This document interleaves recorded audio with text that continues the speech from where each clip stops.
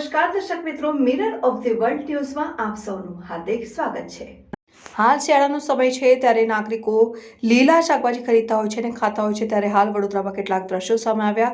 તળાવના ગંદા પાણીમાં આ લીલા શાકભાજીને ધોવામાં આવી રહ્યા છે, ત્યારબાદ વેચાણ કરવામાં આવે છે। આવા ગંદા પાણીમાં ધોયેલા શાકભાજી જો નાગરિકો ખાય તો તેમના આરોગ્ય સાથે ચેડા થઈ શકે છે, પરિવારના સભ્યોને બીમારીનો ભોગ બનવું પડે છે। ત્યારે સામાજિક કાર્યકર અતુલ કામેચીએ જણાવ્યું કે આવા ગંદા તળાવના પાણીમાં શાકભાજી ધોઈને વેચનાર તત્વો સામે વડોદરા શહેર કલેક્ટર દ્વારા કાર્યવાહી કરવામાં આવે, તેમજ તમામ નાગરિકોને વિનંતી છે કે ક્યાંથી પણ શાકભાજી ખરીદો તો સાફ સફાઈ કરીને ખાવા વિનંતી છે।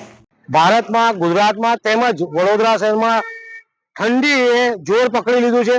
જ્યારે પણ ઠંડી પડતી હોય ત્યારે તમામ નાગરિકો લીલા શાકભાજી ખાવા માટે ખરીદતા હોય છે, પરંતુ હાલ જે દ્રશ્યો આપણી સામે આવ્યા છે, જોવા જઈએ તો એક નાના ગંદા તળાવની અંદર મૂળાની ભાજી, મેથીની ભાજી, અન્ય ભાજી સાફ કરતા આપણે દ્રશ્યો જોયા છે। જો આવા ગંદા પાણીમાં શાકભાજીને સાફ કરતા હોય ને આ શાકભાજી પોટલા બાંધીને વેપારી વેચતા હોય ને આપણે જ્યારે એને ખાતા હોય તો જીવલેણ ચેડા આરોગ્ય સાથે થઈ શકે છે। આપણા પરિવારના તમામ લોકોને જીવલેણ ચેડા થઈ શકતા હોય છે। ત્યારે વડોદરા શહેરની જનતાને વિનંતી છે કે કોઈ પણ શાકભાજી ખરીદતા હોય, ખરીદ્યા બાદ એને 2 વાર ધોઈને પછી જ ખાય। સાથે વડોદરા શહેર જિલ્લાના કલેક્ટર સાહેબને વિનંતી છે કે આ રીતે તળાવ ખાબોચિયામાં જે શાકભાજી જે પણ લોકો ધોતા હોય એમની સામે કાર્યવાહી કરે તેવી અમારી માંગ છે।